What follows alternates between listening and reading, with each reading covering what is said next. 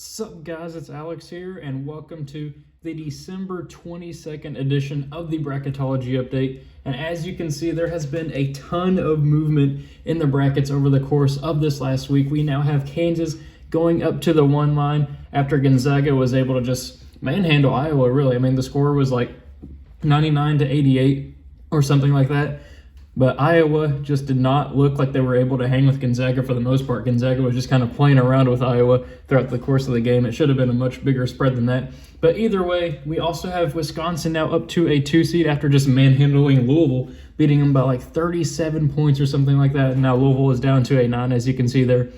And taking a look here at the individual regions, in Region 1 we have Colorado new to the field as an 8 seed. Right there, as you can see there, they're representative for the Pac-12, which is why they were in there.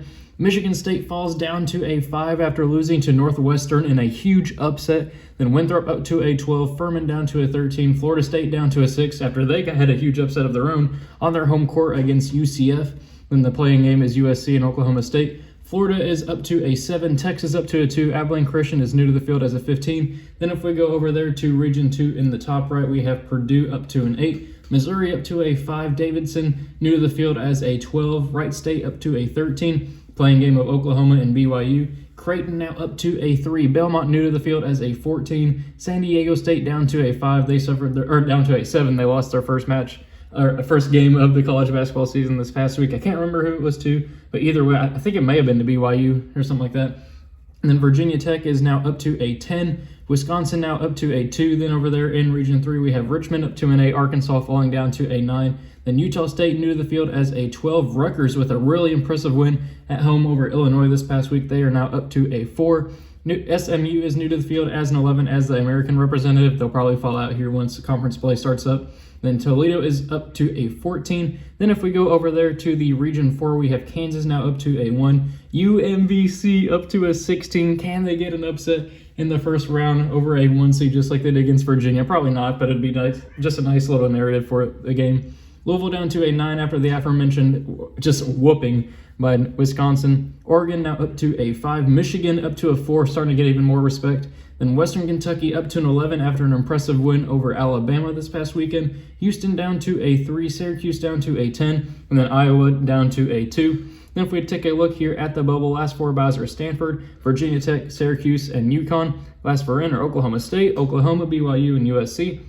First 4 out are NC State, Minnesota, Providence, and Seton Hall. And then the next 4 out are Marquette, Maryland, Arizona State, who have been taking a tumble through the bracket over the course of this season. They just do not. I mean, I was wrong about them. I mean, I had them as a Final Four team. I mean, granted, it was as like a 5 or a 6 in the preseason bracketology, but they just have not looked good over the course of the season so far, and now find themselves on the next 4 out. And then Kentucky, not even on the list. I mean, you guys know the story already. Starting off 1-5, probably going to be 1-6 after we play Louisville on the 26th. I mean, it is what it is with Kentucky this year. But anyway, without further, so here we have the 2021 NCAA tournament bracket. And without any further ado, I'm going to go ahead and share my picks for how this bracketology is looking and pick a champion off of it, as I do for every bracketology update that I have. Up first, we're going to have Gonzaga obviously beat the winner of Mount St. Mary's and Norfolk State. Then we're going to have LSU beat Colorado there in a minor upset, a 9/8, which isn't anything too crazy. I just think Colorado's getting a little bit too much respect there as the Pac-12 representative.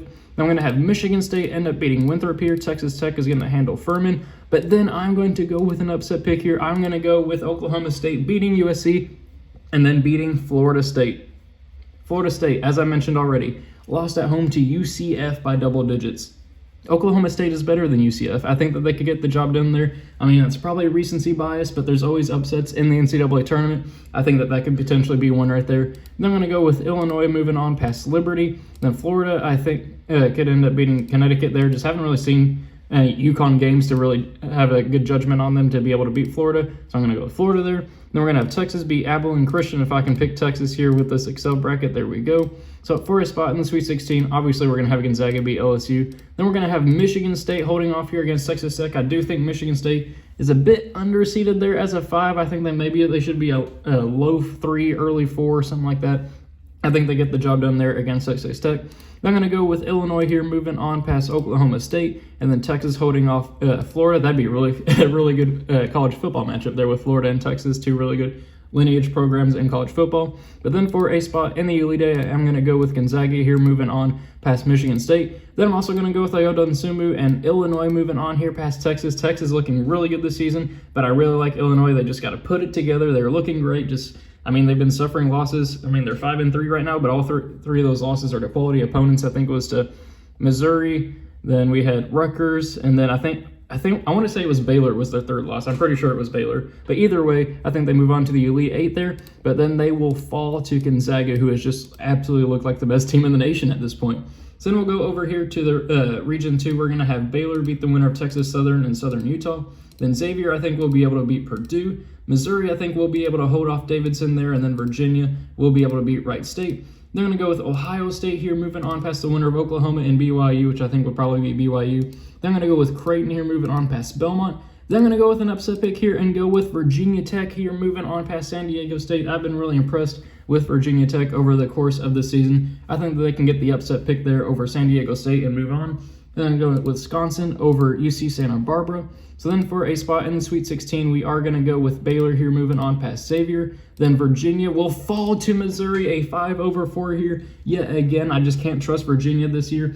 Losing to San Francisco, just not looking too great on offense. And then their historical, they did win the NCAA tournament 2 years ago, but I think that they also could lose to a 16 seed in the first round as they did 3 years ago. But either way, I think Missouri has been looking really impressive this season. I'm going to go with them picking off the upset there. And then speaking of upsets, I'm going to go with Ohio State as the 6 seed, upsetting Creighton. Creighton, they've been looking good. They had that 1-point loss to Kansas. I think they ended up losing to Marquette too. Don't quote me on that. But either way, I think Ohio State can pull off the 6-3 upset there. And then I'm also going to go with an upset pick here and go with the 10th seed Virginia Tech Hokies, pulling off the upset over Wisconsin. I know Wisconsin just destroyed Louisville, but I think that they could be right for an upset here. Not completely sold on Wisconsin this season. That just may be something with me. I'm just not sold on them this year. I think that Virginia Tech could pull off the 10-2 upset there.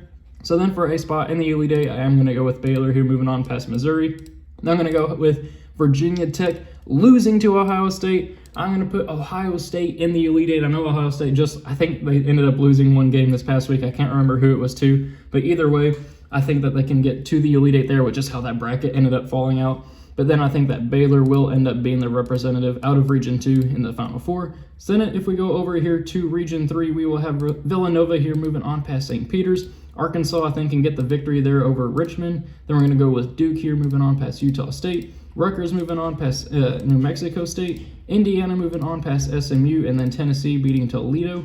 Then we're also going to have Clemson. They've been looking pretty good this year. I know this is pretty much all chalk right here, but it's called chalk for a reason. But then we're also going to have West Virginia here moving on past Colgate. Then for a spot in the Sweet 16, we are going to have Villanova here moving on past Arkansas. Then Rutgers. Actually, I didn't have chalk because I had Arkansas beating Richmond. But we're going to have Rutgers here moving on past Duke. Rutgers has been looking really impressive. And if you're watching the video at this point, make sure you comment pineapple below. I forgot to do it last week. But if you're watching the video at this moment, it's probably like 8-9 minutes in, something like that.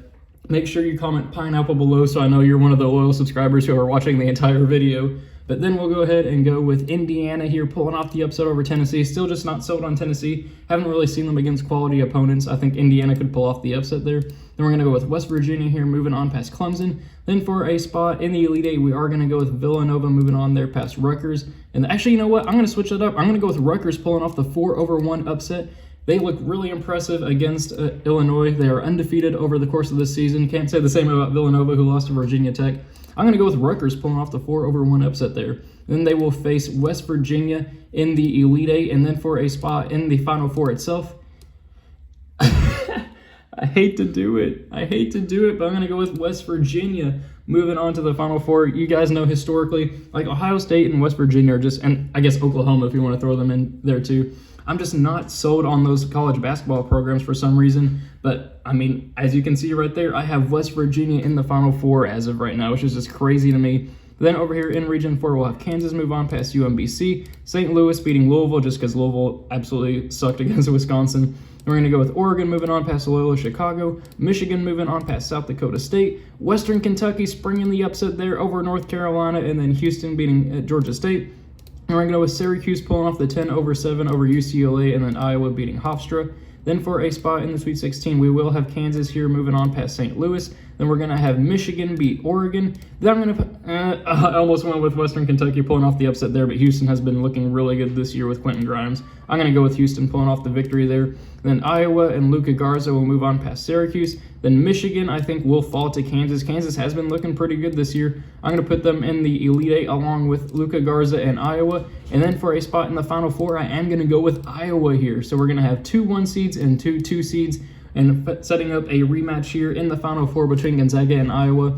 These two teams just played over the course of this weekend, so I got to go with the winner of that matchup. I mean, Gonzaga just pretty much handled them throughout the course of the game. Why not go with Gonzaga there, which will set up the matchup between Baylor and West Virginia, and that winner will be Baylor. And this is the matchup we were robbed of because of the COVID situation that was going on with, I think, the Gonzaga program at the time. We were supposed to have Gonzaga versus Baylor, but it does not look like we'll be getting that matchup. But now we will get it here in the national championship game, and I'm going to go with Baylor winning it. I know Gonzaga's been looking really good, but I'm just not sold on them winning a championship in March. That's the one knock against Mark Few. And why not have Baylor, who's been one of the top teams in the nation all year, one of the biggest hyped teams in the preseason? Why not have them win the championship there? So hopefully you guys enjoyed it. Thank you guys for watching. I hope you enjoyed it. Be sure to leave a like and subscribe if you did, and I will see you all later.